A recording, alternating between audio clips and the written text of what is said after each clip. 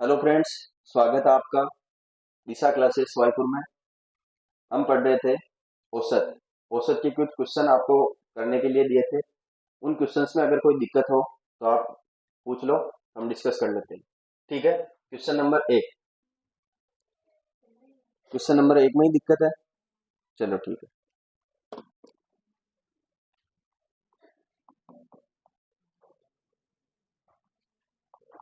यदि A B C का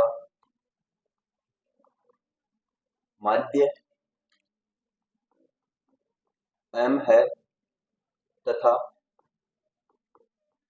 ए B plus B C plus C A बराबर 0 है, तो A square plus B square plus sorry A square B square और C square का माध्य ज्ञात करो।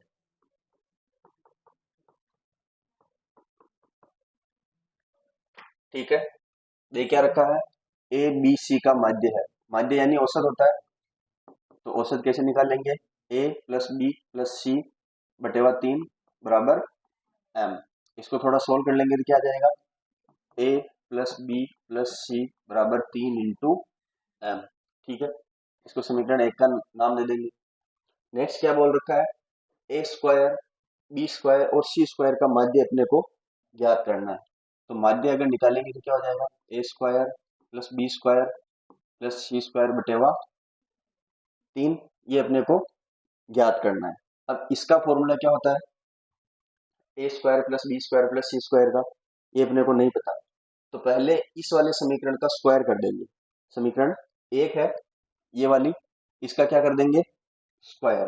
तो स्क्वायर क्या होगा, ए प्लस बी प्लस सी का होल स्क्वायर बराबर 3m का स्क्वायर होगा, तो दोनों तरफ होगा। इसका फॉर्मूला अभी अभी लिखा है, क्या होता है, A square plus B square plus C square plus 2ab plus 2bc plus 2ac, और इसका मान क्या हो जाएगा, 9m स्क्वायर। अब इसमें यहां से अगर मैं 2 कॉमन ले लूं तो अंदर क्या बचेगा, A B plus B C plus A C, और इधर क्या हो जाएगा, A square plus B square plus C square. अब इसका मान 0 क्वेश्चन में दे रखा है, इस पूरे का मान क्या दे रखा है, अगर ये पूरा 0 हो जाएगा तो 2 के साथ गुणा होके 2 भी 0, तो क्या बचेगा, केवल A square plus B square plus C square. ठीक है,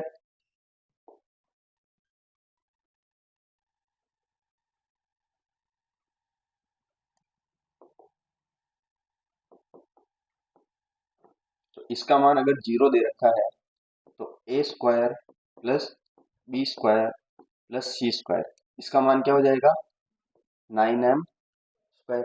अब अपने को इसी का ही औसत निकालना, देखो यही है सेम चीज, इसी का ही अगर औसत निकालना तो इसमें 3 का भाग दे देंगे, इधर भी 3 का भाग दे देंगे। 3 से 9 कट गया 3 बार, और आंसर क्या आ गया, 3m स्क्वायर। समझ में आया, ये फॉर्मूला अगर अपने को पहले पता होता तो आराम से कर लेते हैं। अब कर लेंगे, दोबारा पूछना है क्या, कहाँ से, 3 का भाग क्यों दिया, क्योंकि इन 3 संख्याओं का योग तो अपने पास है 9m स्क्वायर, लेकिन औसत निकालने के लिए उनके योग में 3 का भाग देना पड़ेगा, इधर देना पड़ेगा इधर भी देना पड़ेगा। अच्छा, नहीं समझ में आया, रुको रुको रुको, यहाँ से वापिस समझाना पड़ेगा। इसका मान कितना है, 9m स्क्वायर। अपने को इसका मान निकालना है, किसका, A square plus B square plus C square, इसका मान निकालना है। तो मैं यहाँ पे मान रख दूं फिर तो कोई दिक्कत नहीं है, किसमें रखूं मान, A square plus B square plus C square बटेवा 3 में। A square plus B square plus C square का मान कितना है मेरे पास, 9m स्क्वायर। इस ऊपर वाले का मान है क्या, 9m स्क्वायर, तो मैं इस ऊपर वाले की जगह पे 9m² लिख रहा हूँ, लिख सकता हूँ। और ये बटेवा 3 इसमें था ही पहले, अब 3 कब आ गया उसमें 9 में। अब समझ में आ गया, ठीक है, तो उतार लो। हाँ हाँ, तो ये 3 संख्या है ना, इनका औसत चाहिए।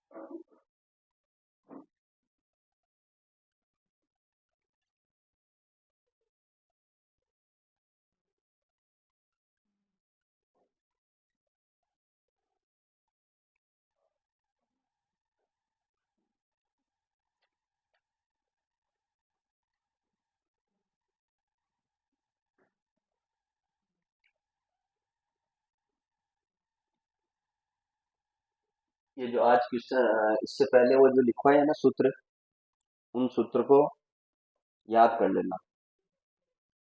याद करने का तरीका है, रोज एक बार उनको पढ़ लो बस, लेकिन रोज रोज पढ़ेंगे तो कितनी बार पढ़ लेंगे, कम से कम 60 बार, अगर फरवरी स्टार्टिंग में भी एग्जाम हुआ तो। और अगर एंड में गया तो और ज्यादा बार, 60 बार में तैयार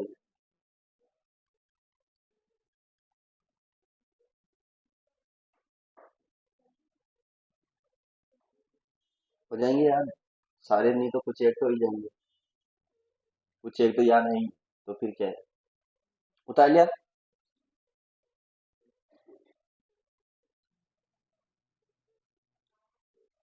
क्या उतार लिया,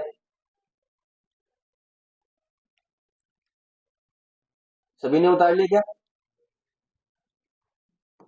क्वेश्चन नंबर 2, क्वेश्चन नंबर 2 तो यही करवा दिया था कल।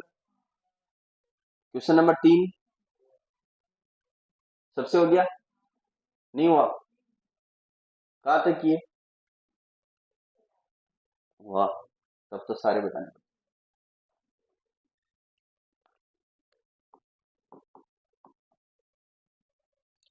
कुछ प्राकृत संख्याओं का योग, कुछ प्राकृत संख्याओं का औसत,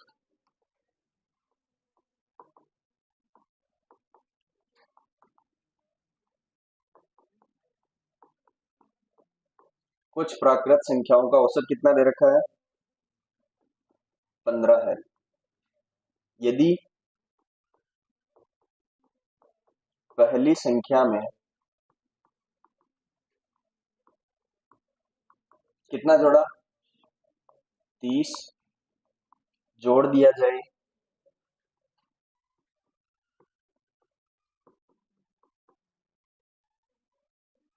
तथा अंतिम संख्या में,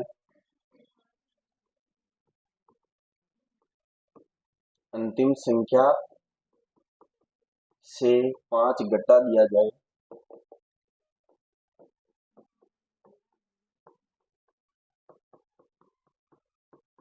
तो औसत 17.5 हो जाता है, रहता नहीं, हो जाता है। Printing mistake. प्राकृत संख्याओं की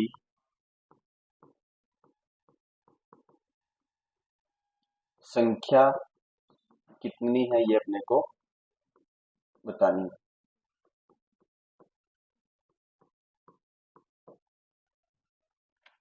ठीक है,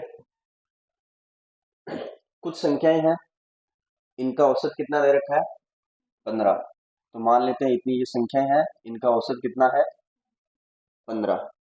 अब पहली संख्या में 30 जोड़ना है। पहली संख्या कुछ भी रही होगी, मान लिया ए, इसमें कितना जोड़ना है 30। और अंतिम संख्या कुछ भी रही होगी, जैसे मान लेते हैं बी, इसमें से कितना घटाना है 5। बाकी की संख्याएं सेम है, केवल पहली और अंतिम संख्या में चेंज किया है। कितना चेंज किया है, 30 यहाँ जोड़ दिया, 5 यहाँ घटा दिया। तो ओवरऑल इन संख्याओं के योग में कितना फर्क आ गया होगा,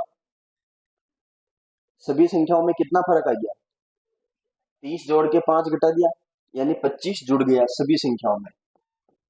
क्या हो गया, सभी संख्याओं में 25 जुड़ गया। अगर 25 जुड़ गया तो औसत पे फर्क पड़ा होगा। तो इन्होंने क्या बोला कि औसत कितना हो गया, 15 से बढ़कर 17.5। 17.5 औसत अब हो गया। कितना फर्क हुआ पुराने और नए में, 2.5 का बढ़ोतरी। 25 संख्याओं, मतलब ये अंकों के योग में 25 की बढ़ोतरी और औसत में 2.5 की बढ़ोतरी। तो हम बता सकते हैं संख्या कितनी थी, इस 2.5 का भाग इसमें दे देंगे तो संख्या का मान कितना आ जाएगा, 10 संख्या।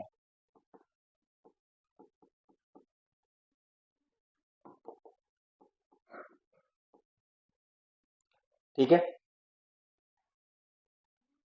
उतार लो।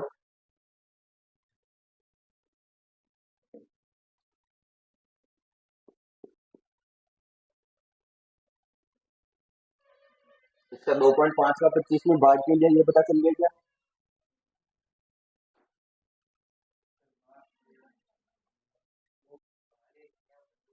हाँ, प्रत्येक संख्या में ढाई ढाई बढ़ा और कुल बढ़ा 25, तो कितनी संख्याएं होगी, इसके लिए हमने 25 में भाग दिया था।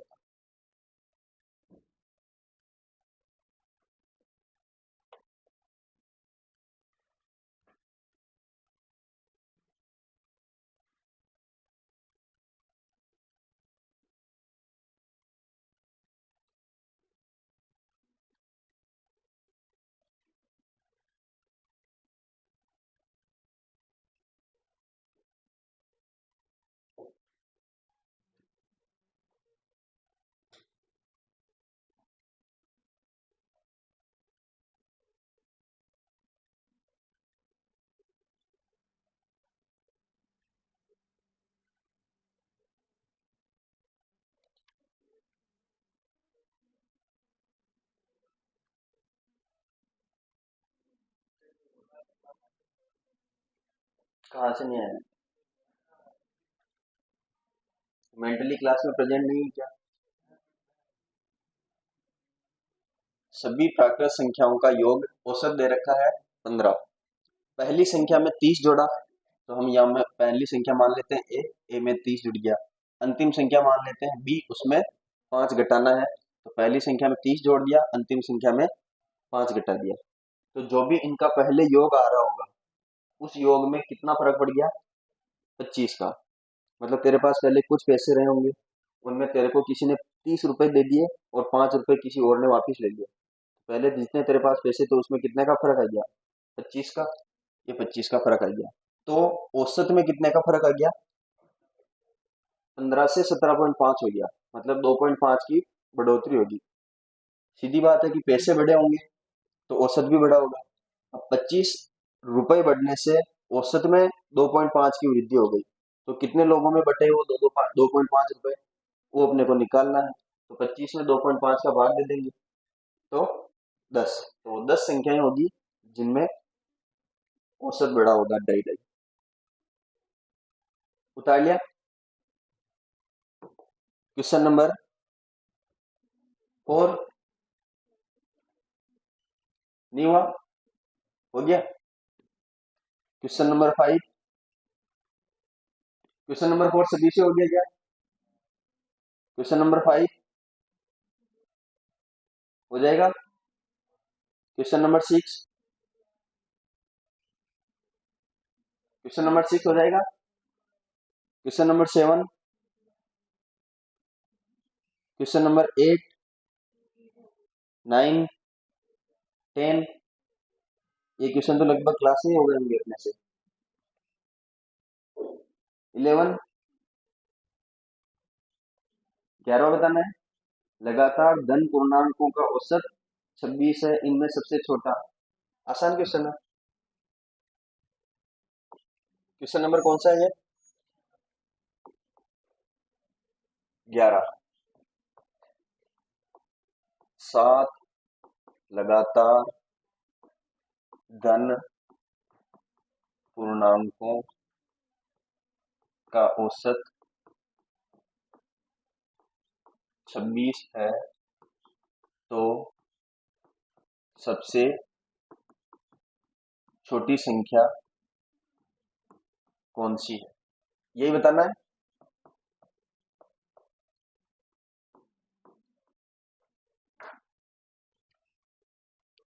अब मेरे को एक चीज बताओ, लगातार धन पूर्णांकों की अपने बात करी थी, क्या होते हैं लगातार धन पूर्णांक?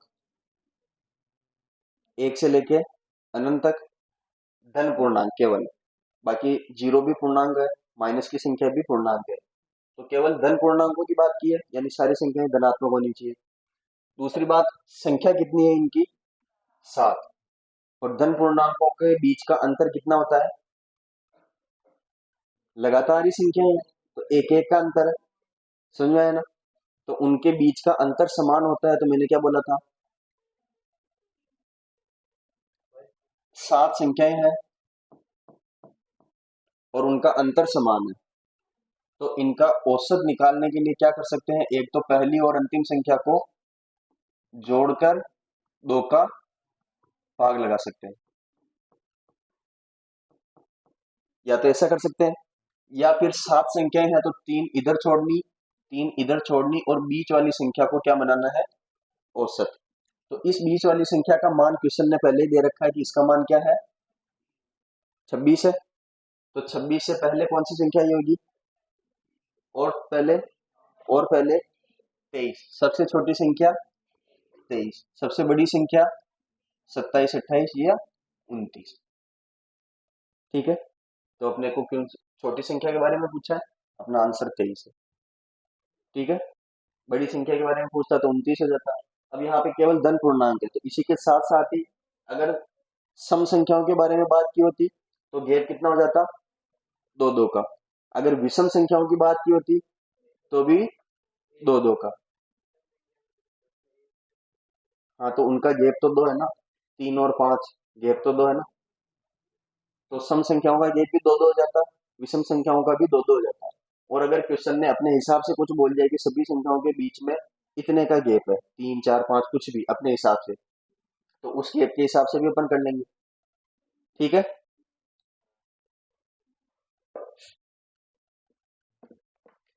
उतारना चाहो तो उतार लो। क्वेश्चन नंबर 12,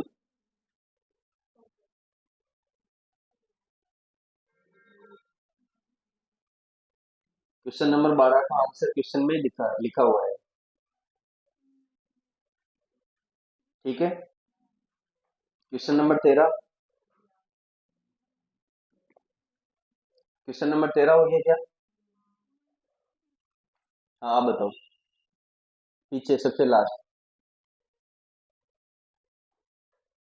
क्वेश्चन नंबर 13 हो गया? क्यों? केवल 13 नहीं किया है, इससे पहले और बाद के भी नहीं किए,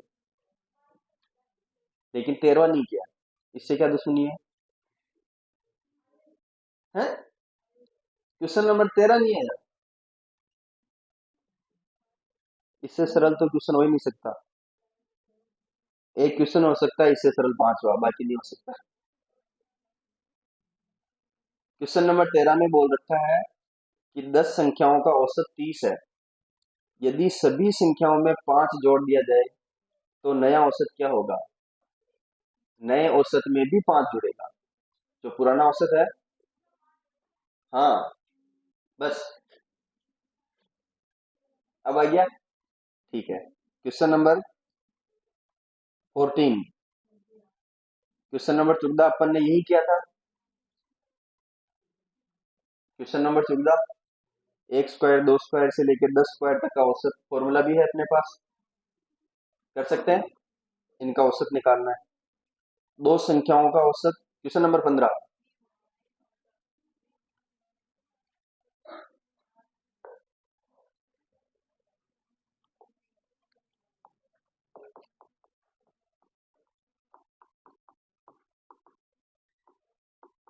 दो संख्याओं का औसत कितना है?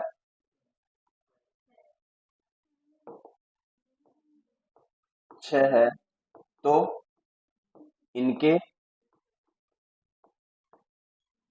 व्युत्क्रमों का औसत ज्ञात करो। आ गया आंसर? अच्छा, व्युत्क्रमों का औसत भी दे रखा है।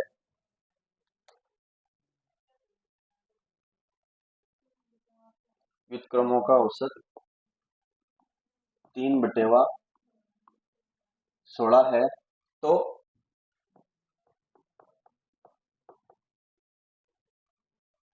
कौन सी संख्याएं ज्ञात करो।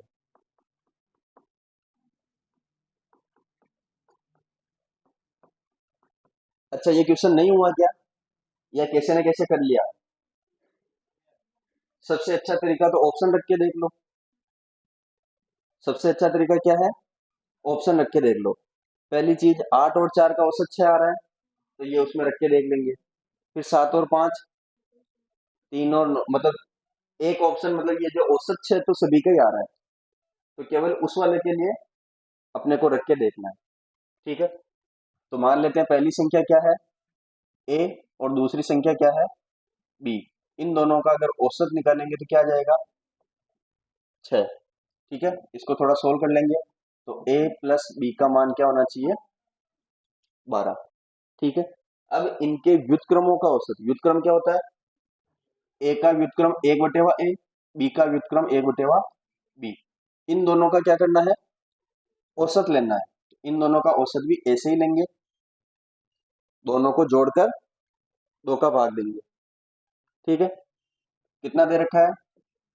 3/16। इसको आगे सोल्व कर लेंगे। तो इसको तो उधर भेज देते हैं पहले। एलसीएम लिया ए और बी का, क्या आ गया? ए इंटू बी, ऊपर क्या आएगा? ए प्लस बी। और ये दो इधर चला गया, 2 इंटू 3/16, ये इससे कट गया 8 बार। ए प्लस बी बटेवा ए बी बराबर 3/8। ए प्लस बी का मान यहां से रख ले, क्या कितना है? 12। 12/, ए बी बराबर 3/8। ए बी को उधर भेज देंगे, क्रॉस मल्टीप्लाई करेंगे। ए बी का मान आएगा 12 इंटू 8/3।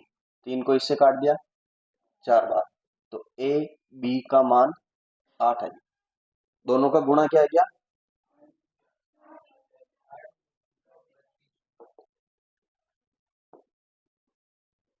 ठीक है, ए प्लस बी का मान क्या होना चाहिए? 12। और ए इंटू बी का मान क्या होना चाहिए? 32। तो ऐसी दो संख्याएं बतानी है जिनका योग तो 12 हो। तो सभी ऑप्शन में योग 12 आ रहा है, तो उनका गुणा 32 होना चाहिए। 8 और 4, बाकी दूसरे ऑप्शन से नहीं होगा, तो 8 व 4। ठीक है, इस तरीके से बेहतर तरीका कौन सा है? जो अपने ऑप्शन है ना, उनको व्युत्क्रम कर करके अपन जोड़ लेंगे। समझ में आया क्या? 1/4 प्लस 1/8/2, जिसका मान 3/16 आ जाएगा, वही अपना आंसर।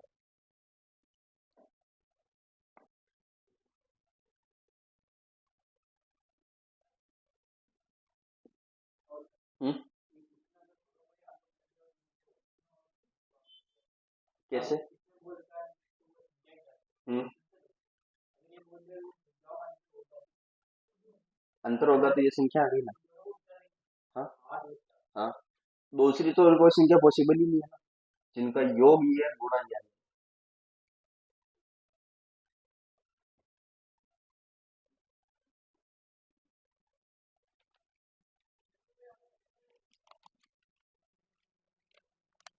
Question number 15।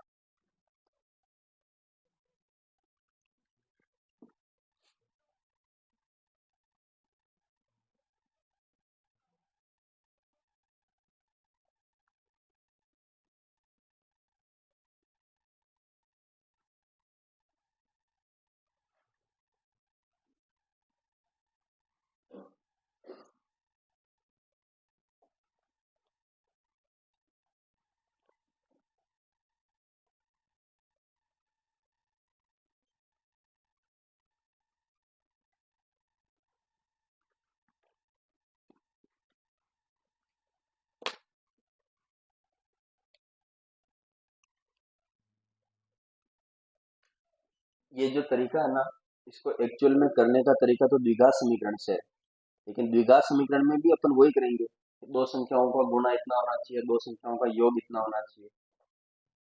कल करी थी ना अपन ने द्विघात समीकरण, उसमें ये सोच रहे थे ना कि इन दोनों का गुणा और इन दोनों का योग बराबर आ जाना चाहिए। ऐसी दो संख्याएं ढूंढेंगे, तो जैसे दो संख्याएं ढूंढनी है तो यहीं से ढूंढ लो, उनको क्यों ऐसे लाइन में लिखना जमाना आगे। हो गया। क्वेश्चन नंबर आगे 16, 16 हो जाएगा। उसमें भी ऐसे ही करना, सेम ये कंडीशन बनेगी, दो संख्याओं का योग 15 है, दो संख्याओं का गुणा 36 है। ये है क्या समझ में? क्वेश्चन नंबर 17, तीन क्रमिक विषम संख्याओं का औसत, उनमें पहली संख्या की एक तिहाई से 12 अधिक है, तदनुसार उन तीनों में अंतिम संख्या कौन सी है, बताना है। ये उतार लिया सभी ने। क्वेश्चन नंबर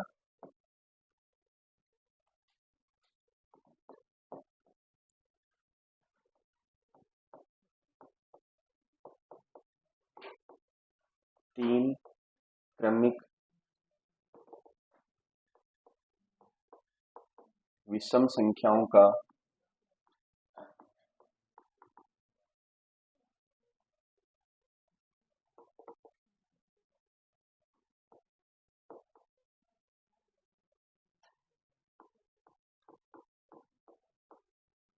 औसत, उनमें से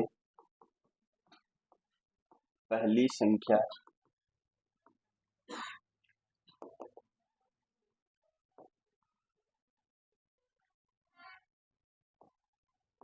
के एक तिहाई से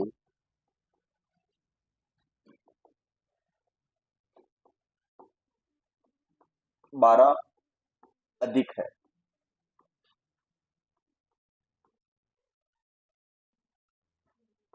तो उन तीनों संख्याओं का, उन तीनों संख्याओं में से अंतिम संख्या बतानी है।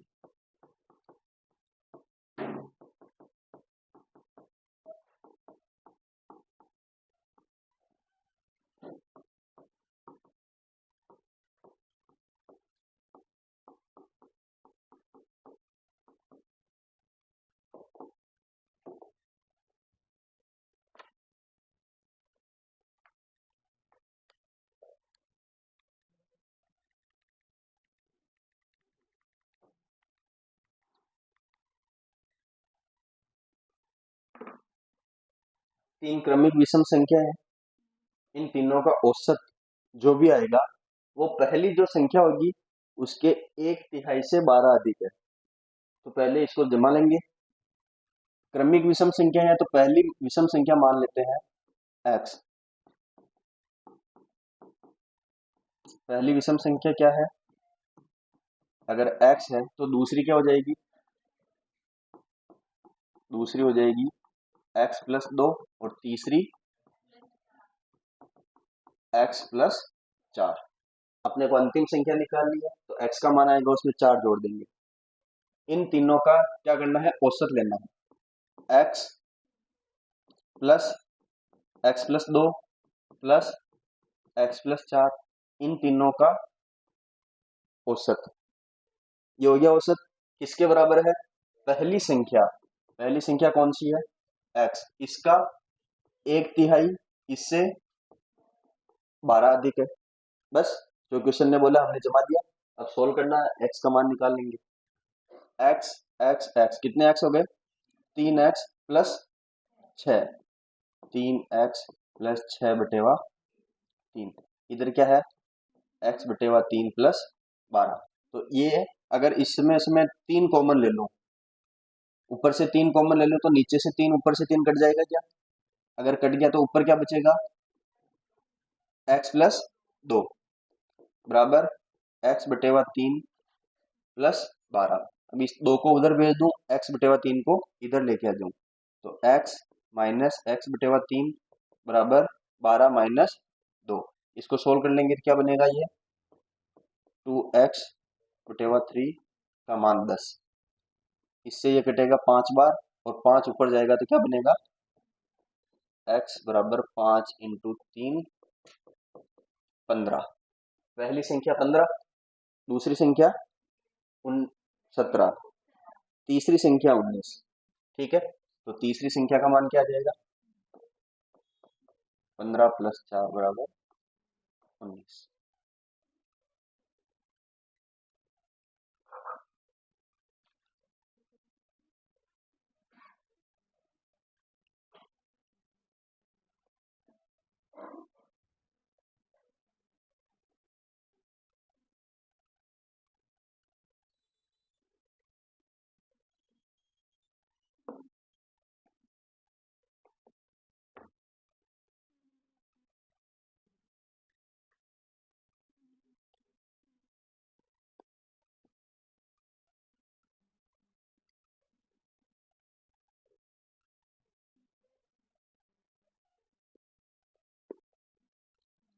क्वेश्चन नंबर 18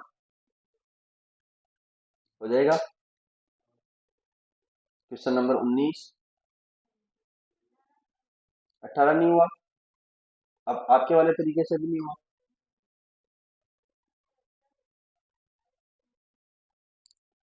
क्वेश्चन को पढ़ते ही पता चलता है कि 75 आंसर आएगा।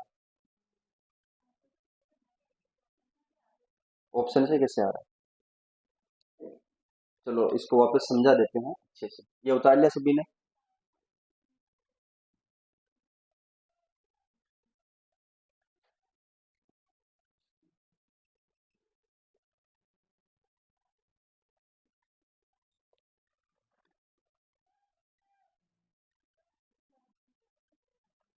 सभी ने?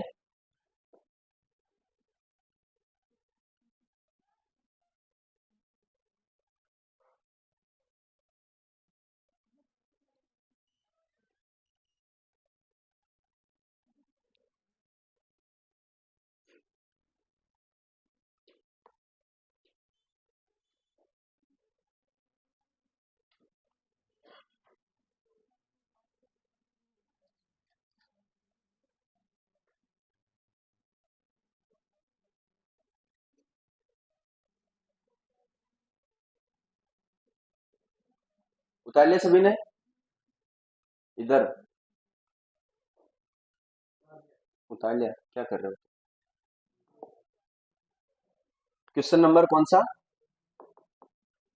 18। किसी कक्षा के 50 स्टूडेंट का औसत वजन कितना है?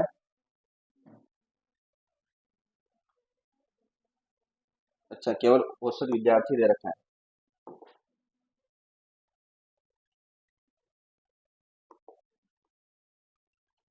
किसी कक्षा में 50 स्टूडेंट है, 50 किलोग्राम भार वाला एक विद्यार्थी चला गया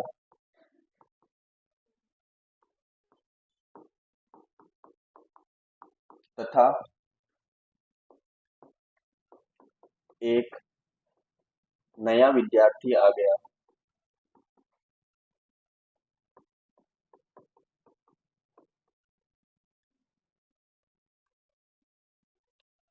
जिससे कक्षा के औसत भार में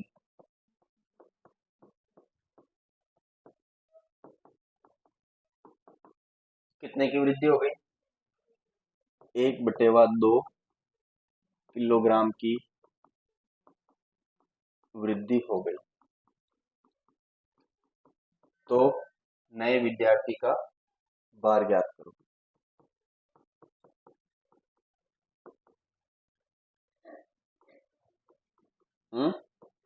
आ गया?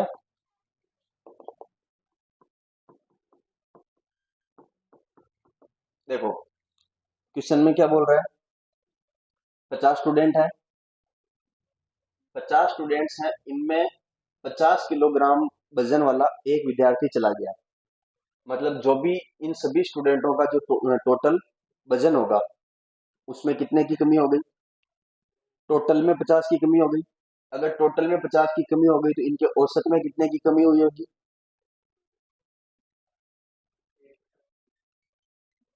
इस क्वेश्चन से रिलेटेड नहीं है बात। 50 स्टूडेंट है, 50 किलो उनका टोटल भार कम हो गया, तो स्पी स्टूडेंट के जो वजन था उसमें 1-1 किलो की कमी हुई होगी। तो औसत भार कितना रह गया होगा? पहले से एक कम, जितना भी औसत रहा होगा उसमें से एक कम रह गया। अब ये बोल रहा है कि नया विद्यार्थी आया, उसके कारण औसत में कितने की वृद्धि हो गई? आधे की। मतलब पहले वाला एक जो कम हुआ था उसको भी बराबर कर दिया और आधा और बढ़ा दिया, ऐसा है। तो मतलब इसने पुराना जो वजन का विद्यार्थी गया था, कितने वजन का गया था? 50 का, तो उसका वजन 50 किलो तो है ही है, और 50 किलो से ज्यादा है। कितना ज्यादा है कि उसने 50 स्टूडेंट्स में आधा आधा किलो बढ़ा दिया। 25 ज्यादा होगा? नहीं आया समझ में? अब देखो, पुराना औसत क्या था? 50। एक स्टूडेंट गया 50 किलो वाला और नया स्टूडेंट आ गया। अब गया, उसके बाद क्या हुआ अपने को नहीं पता, लेकिन नया स्टूडेंट आया तो जो भी इनका औसत था उसमें कितने की वृद्धि कर दी इसने? आधे किलो की। तो मतलब जितना इनका औसत पहले रहा होगा, जितना औसत पहले रहा होगा उसमें कितने की वृद्धि करेगा? 1/2 की। नहीं आ रहा क्या समझ में? 50 स्टूडेंट है, सबके वजन में आधे आधे किलो की वृद्धि कर दी। कितने की? आधे आधे किलो की। तो 50 स्टूडेंट में अगर आधे आधे किलो की वृद्धि करी होगी तो कितना वजन उसका एक्स्ट्रा होगा? 25 किलो एक्स्ट्रा होगा। किससे? जो व्यक्ति गया उससे। गया कितने वजन का? 50 किलो का गया था। तो उस 50 में इस 25 को ऐड कर दूं तो नए व्यक्ति का वजन आ जाएगा क्या? आ जाएगा। अब समझ में आया? जो जितना मतलब वजन लेके चला गया व्यक्ति, उतना वजन तो होगा ही सही, और उससे ज्यादा भी होगा कितना? जितना कि सभी में आधा आधा किलो वजन बढ़ जाए। अब 50 व्यक्तियों में आधा आधा किलो वजन बढ़ाना है तो कितना वजन होना चाहिए अपने पास? 25 किलो। और 50 उस व्यक्ति का जो गया, तो 50 तो उसका वाला कवर करेगा पहले तो, उसके बाद 25 किलो एक्स्ट्रा होगा जिससे सभी को आधा आधा और दे देगा। समझ में आया? तो 50 किलो तो होना ही चाहिए, 25 किलो और एक्स्ट्रा होना चाहिए, तो 50 और 25 कितना हो जाएगा? 75। समझ में आ गया क्या? Next question number 19। 18 में कोई दिक्कत नहीं है? 19, क्वेश्चन नंबर 19 आसान है, कल किए थे ऐसे क्वेश्चन अपन ने। Question number 20। 3 व्यक्तियों का भार दे रखा है, पहले दो का फिर अंतिम दो का, आराम से निकाल लेंगे। Question number 21। 4 साल पहले का दे रखा है तो 4 साल बाद का पहले तो 4 जुड़ेगा, उसके बाद आगे की कार्रवाई होगी क्या? Question number 22। क्वेश्चन नंबर 22 हो जाएगा। क्वेश्चन नंबर 23 किससे नहीं हुआ? और क्वेश्चन नंबर 23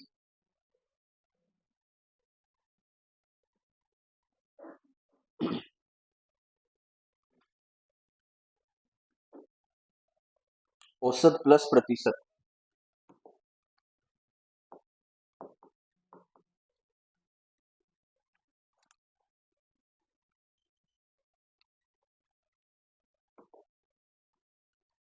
क्वेश्चन नंबर 23, दो क्रमागत वर्षों में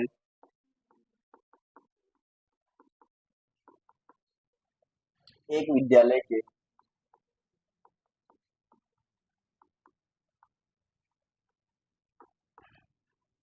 100 तथा 75 विद्यार्थी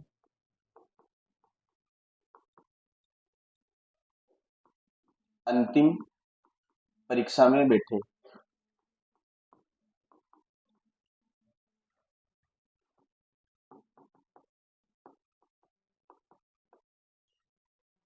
इनमें से क्रमशः 75% व 60% उत्तीर्ण हुए। उत्तीर्ण होने वालों की औसत दर ज्ञात करें। उत्तीर्ण होने वालों की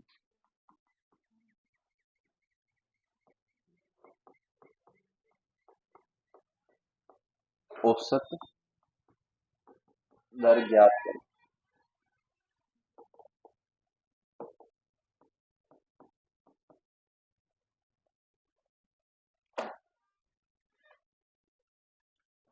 पहले साल कितने स्टूडेंट बैठे? 100। 100 में से कितने पास हुए? 75%, है ना। क्रमशः का मतलब पहले 100, अगले साल 75। पहले साल 75% पास हुए, अगले साल 60%। तो पहले 100 का क्या निकाल लेंगे? 75%। कितना आएगा? 75 ही आ जाएगा। तो 75 विद्यार्थी पहले साल पास हुए, अगले साल 60% कितने का? 75 का। इसको काटेंगे 3 बार, इसको काटेंगे 4 बार, 15 दिया 45। पहले वर्ष कितने स्टूडेंट पास हुए? 75। अगले साल कितने स्टूडेंट पास हुए? 45। दोनों मिला के कितने हो गए? तो कुल उत्तीर्ण स्टूडेंट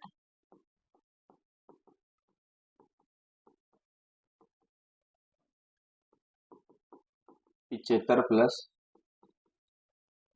45 कितना हो जाएगा?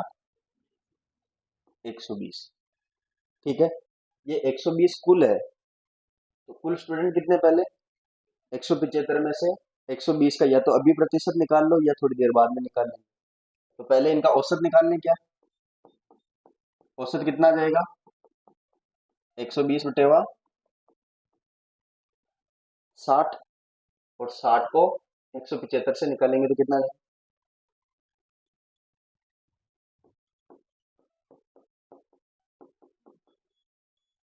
2500 25 60। सही आ रहा है क्या?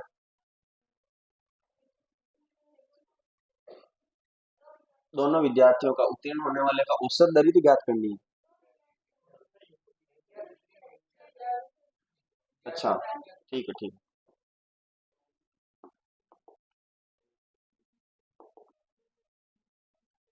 मैं एक साल का निकाला, 120 तो कुल विद्यार्थी हो गए, और 120 में 175 टोटल थे। तो पास होने वालों का प्रतिशत निकालना आपने। तो क्वेश्चन ही प्रतिशत का औसत का ही नहीं।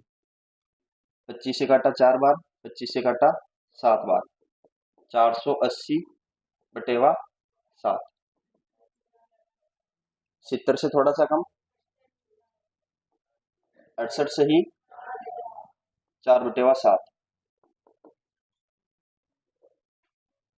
ठीक है, क्वेश्चन ही प्रतिशत का है बस। आ जाएगा।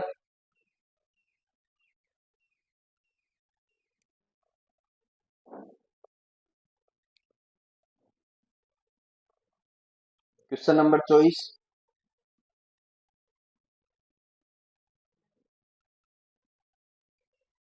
हो जाएगा 24। सभी संख्याओं में ए का भाग दिया तो औसत में भी ए का भाग है, बताना है। Question number 24।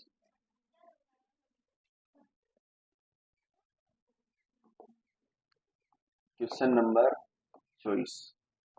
x1, x2, x3, xn का औसत x के ऊपर बार है यदि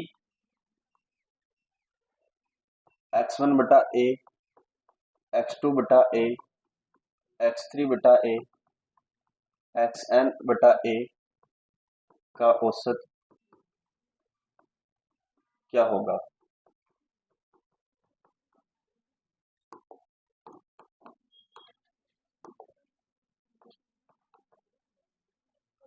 सभी संख्याओं में ए का भाग लगा रखा है, तो ये अपन ने प्रॉपर्टी पढ़ी ना कि पहली संख्या में ए का भाग, दूसरी संख्या में ए का भाग, ऐसे सभी संख्याओं में अगर ए का भाग हो तो सभी संख्याओं का औसत जो पुराना औसत होता है उसमें ए का भाग लगा देते हैं। यह है समझ में, और क्या। तो मैंने वही तो बोला कि अगर सभी संख्याओं में ए का भाग लग रहा है तो औसत में भी ए का भाग लगा देंगे, अपना आंसर आ जाएगा। नहीं, ऐसा क्यों लगा। हम्म। हाँ हाँ हाँ। नहीं,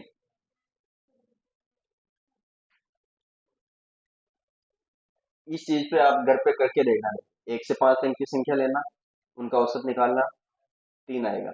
फिर सभी संख्या का स्क्वायर करना, फिर औसत निकालना, तो नहीं आएगा। और उसको उस वाले तरीके से करना, सब में 2 स्क्वायर कॉमन लेके फिर करना, फिर हो जाएगा। नहीं, इसका फॉर्मूला ही है वैसे। हाँ, फॉर्मूला लगाएंगे, फॉर्मूले से नहीं होगा, अलग आएगा आंसर। 1 + 4 + 9 + 16 + 25, इनका औसत क्या आएगा। 25, 16, इनका मतलब सबको योग करके 4 का भाग देंगे तो 3 तो आंसर नहीं आएगा कुल मिला, है ना, कुछ ज्यादा आएगा। तो स्क्वायर करने पर वो अपना आंसर नहीं मिलेगा। जोड़, बाकी, गुणा, भाग, 4 चीजों के लिए। Question number 25।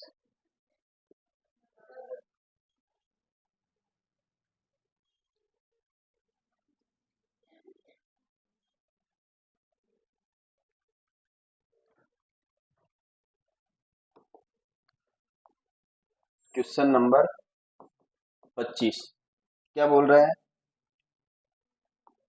3 सतत सम संख्याओं का औसत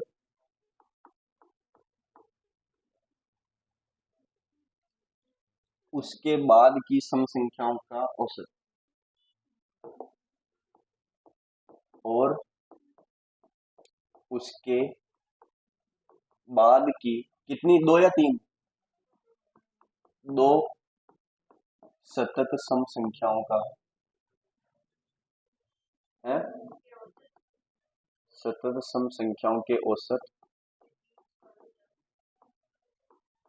5 है ना, औसत के बीच का अंतर 5 है, तो पहली सम संख्या ज्ञात करो।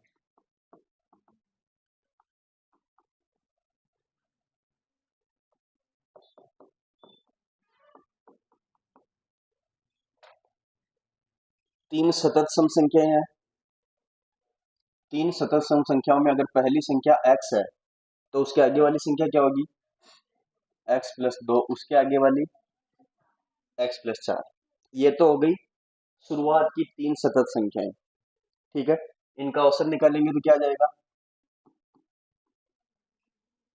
3x प्लस, यही वाला औसत आएगा क्या, औसत। अगर तीन सम संख्याएं हैं, इनका औसत निकालना, तो एक संख्या इधर छोड़ दो, एक संख्या इधर छोड़ दो, ये आ जाएगा x+2। इनका योग करके देख लो, 3x+6/3, तो क्या जाएगा x+2। शुरुआत की 3 सतत सम संख्याएं हैं, इनका औसत क्या आ गया x+2। इनके बाद की 2 सतत संख्याएं, इनके इससे अगली सतत संख्या कौन सी आएगी, सम संख्या, और उसके अगली, इन दोनों का औसत 2 नहीं, x+7, 8 दूनी 14, 2x+14/2, तो क्या आ जाएगा x+7। ये बोल रहा है कि इसके और इसके बीच का अंतर कितना है, 5। x+7 माइनस x+2 के बीच का अंतर 5, तो 5 ही तो आ रहा है। तो पहली सम संख्या ज्ञात करो, कुछ भी रखेंगे तो ये आंसर आएगा। ऑप्शन क्या क्या दे रखे हैं, निर्धारित नहीं किया जा सकता, इसका आंसर निर्धारित नहीं कर सकते, क्योंकि यहां से x कट जाएगा और 7 माइनस 2 5, तो वैसे वैसे ही आ रहा है। अब यहाँ पे x का मान पहली विषम संख्या लोगे, सॉरी पहली सम संख्या लोगे तो भी ये सही आ जाएगा।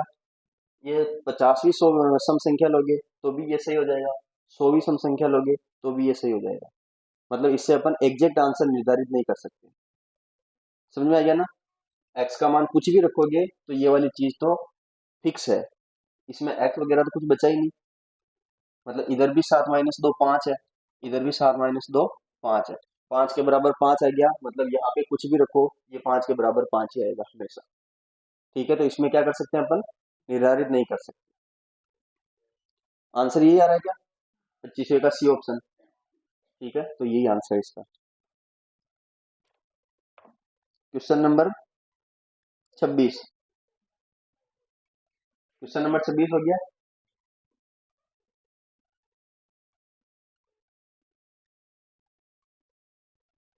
कितना जाएगा, 31 16 49, तो कितना आसान, ऐसे ही होता है क्वेश्चन, आप लिखते हो। 11 परिणाम, क्वेश्चन नंबर 27 हो जाएगा आराम से। क्वेश्चन नंबर 28, इसमें प्रारंभिक 9 अभाज्य संख्याओं की बात कर रखी है, तो इसमें कोई सूत्र नहीं लगेगा आपको। अपने को क्या करनी है, अभाज्य संख्याएं लिखनी है, 1 2 3, एक से नहीं 2 से, 2 3 5 7 11 13 17 19 23 9 तक 9 संख्याएं लिखनी है, उनको जोड़ के 9 का भाग, सिंपली ऐसे ही करना है। क्वेश्चन नंबर 29 हो जाएगा, 1 2 3 4 5 6 का औसत कितना होगा। नहीं हुआ, क्यों नहीं हुआ, पहली संख्या अंतिम संख्या को जोड़ो, 2 का भाग दो, n+5/2। क्या बोला, मैं समझ नहीं आया। क्रमागत संख्या है ना, पहली संख्या n है, उसकी अगली संख्या n+1 है, फिर n+2, फिर n+3, फिर n+4, फिर n+5। पहली संख्या अंतिम संख्या जोड़ो, 2 का भाग दो। नहीं आया समझ में, तो फिर इतना आसान क्वेश्चन है, बटेवा 2। नहीं आया फिर भी समझ में,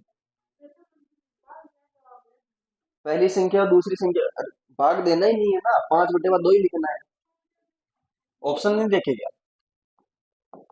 29 है क्या, n n+1 n+2 n+3 n+4 n+5 का औसत बताना है।